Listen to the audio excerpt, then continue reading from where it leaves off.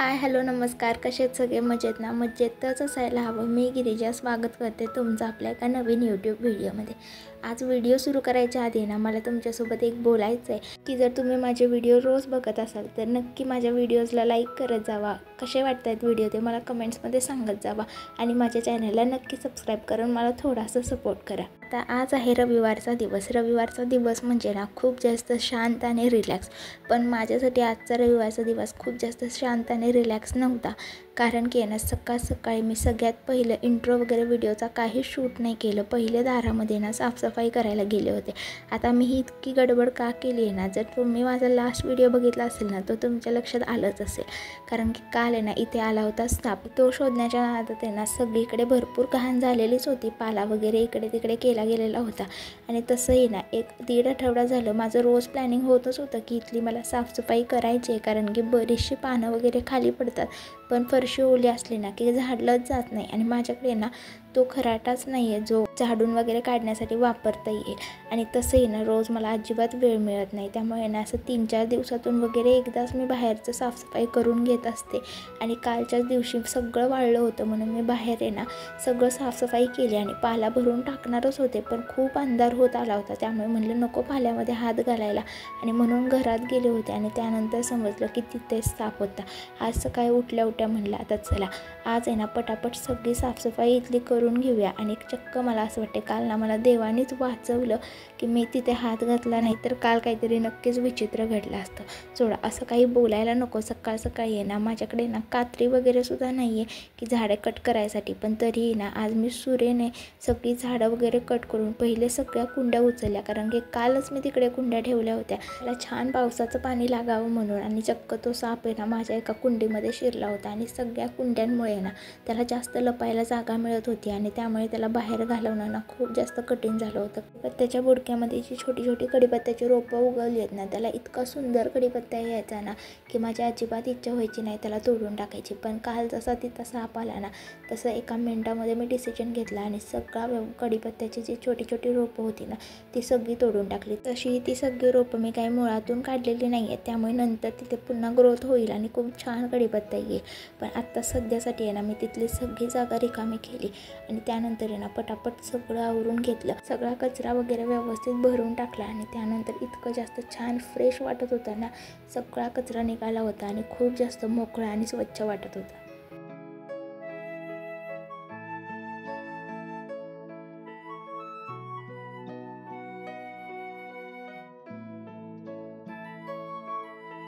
आणि बघा नशिबाच काढलंय मी म्हणावं लागेल. इतकं बाहेरचं सगळं आवरून येईपर्यंत ना सचिनने खूप सुंदर पोहे बनवून ठेवले होते. त्यांना अजिबात अंदाज नव्हता की पोहे किती भिजत घालायचे असतात. बाकी पोहे वगैरे त्यांना बनवता येतात छान. पण पोहे आज त्यांनी भिजवले होते. थोडेसे पोहे जास्त भिजले होते पण असू दे त्यांनी मला करून आयतं खायला घातलं ना हीच सगळ्यात मोठी गोष्ट आहे. मस्त पोहे वगैरे खाल्ले आणि त्यानंतर ना भरपूर मोठा कपड्याचा ढीग धुवून टाकला. आज मस्त असा पाऊस उघडला होता त्यामुळे म्हणजे सगळे कपडे धुवून टाकावे. आता हे एवढंसं बोळ दिसते त्यामुळे तुम्हाला असं वाटेल की इकडे कपडे वाळत असतील की नाही. पण इथे इतकं वारं येतं ना की बघा आत्ता कपडे टाकले ना संध्याकाळपर्यंत कपडे आरामात वाळलेले असतात. भिंतीच्या साईडचे थोडेसे कपडे ओले राहतात. मग त्यामुळे ना मी दुपारचं येऊन पुन्हा आलटीपलटी करून टाकते. पण दुसरीकडे कुठेच जागा नाही आहे. इथेच कपडे टाकले ना तर पाऊस नाही लागत. त्यामुळे तेवढ्याच जागेमध्ये जेवढे कपडे बसतात ना तेवढेच मला धुता येतात. चला सगळे कपडे वगैरे सगळं धुवून स्वच्छ झालेलं आहे. आणि तुम्हाला तर माहितीच आहे आपण कपडे धुवायला गेलो की बाथरूम घासतो. बाथरूमच्या सोबत टॉयलेट असं करत आहे ना सगळं टॉयलेट बाथरूम वगैरे सगळं स्वच्छ केलं. मस्त आंघोळ केली आणि त्यानंतर आवरायसाठी आणि आज एवढंच आवरायला ना खूप जास्त लेट झालेलं होतं. सकाळी माझा व्हिडिओ एडिट करायचा राहिलेला होता त्यामुळे सकाळी उठल्यानंतर ते कामावरती गेले. आणि त्यानंतर ना बराच वेळ मी व्हिडिओ एडिटिंग थंबनेल वगैरे करत बसले होते. एकदा व्हिडिओ अपलोड केला आणि त्यानंतर नॉनस्टॉप कामाला लागले.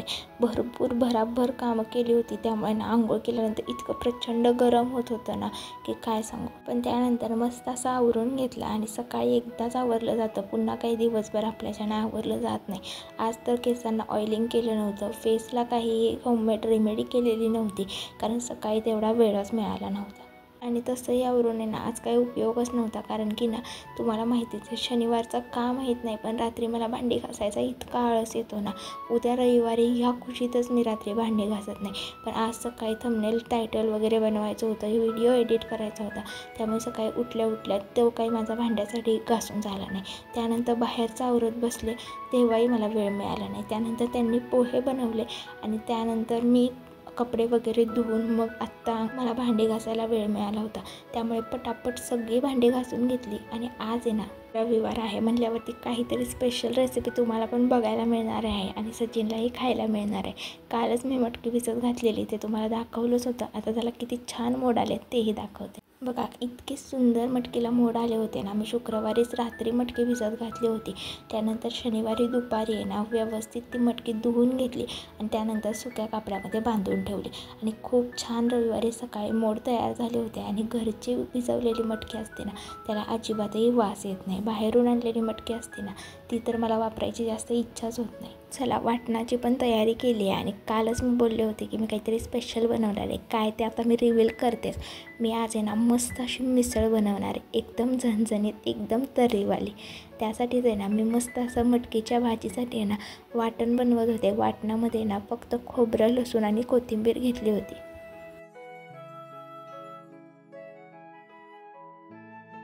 चला मस्त असं वाटण बनवून झालेलं आहे आणि पूर्ण मिसळची थाळी आहे ना मी फक्त 25 मिनटामध्ये बनवली होती. आता ती कशी बनवली आहे त्यासाठी व्हिडिओ शेवटपर्यंत नक्की बघा. मस्त असं वाटण बनवून बाजूला ठेवलं. चला आता त्यानंतर आहे ना जे मटकीच्या थाळीमध्ये असते ना, जी मटकी असते जी फक्त हळद, तेल आणि कांद्यामध्ये परतलेली असते ती बनवायला सगळ्यात पहिले घ्यायची होती. त्यासाठी कढईमध्ये अगदी थोडंच तेल टाकलं. आता प्रत्येक वेळेस आहे ना कढईमध्ये आपल्याला बऱ्याचशा गोष्टी बनवायच्या आहेत, त्यामुळे प्रत्येक वेळेस तेलाचं आणि मिठाचं प्रमाण अगदी थोडंच ठेवलं. त्यामध्ये पहिले तेल टाकलं, त्यामध्ये थोडासा कांदा परतून घेतला. 2 कांदे टाकले होते मी छोटे छोटे आणि त्यानंतर त्यामध्ये थोडीशी हळद टाकली आणि त्यानंतर त्यामध्ये मटकी टाकली. आता इथे मटकीचं प्रमाण मी थोडंसं जास्त ठेवलं आहे, कारण की जो रस्सा मी बनवणार आहे ना तो मला पातळ हवा आहे आणि त्यामध्ये भरपूर कट आणि मसाला पाहिजे. चला ती मटकी व्यवस्थित मी 2-3 मिनटं छान परतून घेतली. मटकी परतून बाजूला ठेवली आहे आणि लगेच त्याच कढईमध्ये आपल्याला थोडेसे पोहे बनवून घ्यायचे. आता त्यासाठी आहे ना लगेचच दुसरा कांदा मी चिरायला घेतला आहे. आता खरं तर पोहे मी सकाळी बनवून त्यामधलेच ठेवणार होते, पण त्यांनी पोहे बनवले होते त्यामुळे त्यांना मी काही सांगितलंच नाही की थोडेसे जास्त बनवा, मला दुपारसाठी पण लागणार आहेत. त्यामुळे दुपारसाठी मी थोडेसे वेगळे पोहे बनवले आणि त्याची ना क्वांटिटी एकदम कमी होती. आता पोह्यामध्ये आपल्याला वेगळं काहीच करायचं नाही. पहिले थोडंसं तेल टाकलं, त्यानंतर त्यामध्ये व्यवस्थित कांदा भाजून घेतला, हळद, मिरची, शेंगदाणे सगळं व्यवस्थित टाकलं, थोडेसे जिरे, थोडासा कढीपत्ता टाकला आणि त्यानंतर पोहे टाकून व्यवस्थित परतून घेतलं. आता मी तिसऱ्यांदा कांदा चिरते आणि तो चिरते फायनली रस्स्यासाठी. त्यानंतर पुन्हा कढईमध्ये थोडंसं तेल टाकलं. नाही, यावेळेस कढईमध्ये थोडंसं जास्त तेल टाकलं होतं, कारण मी मटकीसाठी आणि पोह्यासाठी अगदी थोडंच तेल वापरलं होतं. दोन्हीमध्ये मिठाची क्वांटिटी अगदी चिमटीने टाकली होती, कारण की भाजीमध्ये म्हणजे रस्स्यामध्ये आपण भरपूर मीठ टाकतो, जेवढं आपल्याला चवीनुसार हवं आहे तेवढं. त्यानंतर फरसाण्यामध्ये मीठ असतं, त्यामुळे सगळीकडे ना मिठाचा व्यवस्थित अंदाज बघायचा आहे. त्यानंतर कढईमध्ये व्यवस्थित तेलामध्ये ना कांदा टोमॅटो टाकलं, थोडासा कढीपत्ता टाकला आणि छान असं कांदा टोमॅटो परतून घेतलं. कांदा टोमॅटो छान परतल्यानंतर जो आपण आहे ना लसूण, खोबरं आणि कोथिंबीरेचं वाटण सगळ्यात पहिले बनवलं होतं ना मिक्सरला, ते टाकून घेतलं. मग आजपासून इतक्या सगळ्या गोष्टी फास्ट केल्यात ना की आता थोडं स्लो करते. दोन्ही गोष्टी बनवून झालेल्या आहेत. फक्त 20 मिनिटं झालेत मी किचनमध्ये येऊ आणि पोहे, मटकी मी जी परतून ठेवली आणि भाजीची पण मला वाटते ऑलमोस्ट भाजी झालेली आहे. फक्त आता हा मसाला वगैरे भाजून ना 1-2 मिनिटात भाजी पण तयार होईल. इतक्या फास्ट सगळ्या गोष्टी केल्यात ना त्यात थोडं स्लो डाऊन करते. जो आपण खोबऱ्याचा मसाला टाकला आहे ना तो व्यवस्थित मी परतून घेतला आणि बघा त्याला किती छान तेल सुटलं होतं. त्यानंतर त्या मसाल्यामध्ये टाकली थोडीशी हळद. आता हळदीचंही प्रमाण आहे ना सगळ्यामध्ये थोडं कमीच ठेवायचं आहे, कारण मटकीमध्ये हळद आहे, पोह्यामध्ये हळद आहे आणि पुन्हा आपण भाजीमध्ये सुद्धा हळद टाकतो. त्यानंतर आहे ना हळदीनंतर त्यामध्ये टाकला एक मसाला, जो आपला काळा मसाला असतो ना तोच. त्या दोघांना थोडं थोडं परतून घेतलं आणि त्यानंतर टाकली त्यामध्ये रोजच्या भाजीची जी आपली चटणी असते ना तीच, पण प्रमाण थोडंसं जास्त ठेवलं होतं कारण मिसळ थोडी झणझणीतच भारी लागते. आणि त्यानंतर चटणी वगैरे थोडीशी परतून घेतली आणि त्यानंतर मिक्सरच्या भांड्यामध्ये थोडंसं पाणी टाकलं आणि खळबळून त्यामध्ये टाकलं. आणि त्यानंतर बघा मसाल्याला इतकं सुंदर तेल सुटलं होतं आणि खूप जास्त सुंदर मस्त वास येत होता.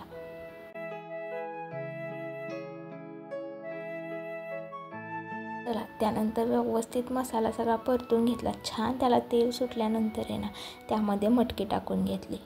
त्यानंतर त्यामध्ये ना भरपूर असं पाणी टाकून आहे ना भरपूर पातळ रस्सा करून घेतला, कारण की पोहे, मटकी, फरसाणा वगैरे सगळं टाकल्यानंतर आहे ना तो रस्सा आपोआपच घट्ट होतो. आणि रस्सा बघा खूप मस्त झाला होता. अजून त्याला उकळी यायची बाकी होती. त्यामध्ये ना मात्र चवीनुसार मीठ टाकलं होतं. जेवढं आपण रोजच्या भाजीला मीठ टाकतो ना, एवढी भाजी बनवली तर तेवढं बरोबर मी मीठ या भाजीसाठी पण टाकलं होतं. आणि हेच काम आहे ना सगळ्यात पहिलं करायला हवं होतं, पण ते सगळ्यात शेवट केलं कारण माझ्या लक्षातच नव्हतं. सगळ्यात पहिले ना पापड जे होते ना, माझ्याकडे समोसा शेपचे जे पापड असतात ना ते होते. मग म्हटलं चला थोडेसे तेही तळून घेऊया ताटामध्ये. जशी प्रॉपर हॉटेल स्टाईल असते ना तशी मिसळ मी आज बनवली होती. आणि ही बघा माझी पूर्ण मिसळची थाळी तयार आहे. कशी वाटली मला नक्की नक्की नक्की कमेंट्समध्ये सांगा. आणि सेम याच पद्धतीने तुम्हीसुद्धा एकदा नक्की मिसळ करून बघा. आणि मिसळ करून बघितल्यानंतर कशी झाली तेही मला नक्की कमेंट्समध्ये सांगा. व्हिडिओ आवडला असेल तर व्हिडिओला लाईक करा. चॅनलवरती नवीन असाल आणि माझा व्हिडिओ जर पहिल्यांदाच बघत असाल तर चॅनलला नक्की सबस्क्राईब करा. चला भेटू अशाच एका छानशा व्हिडिओमध्ये. तोपर्यंत take care friends and bye.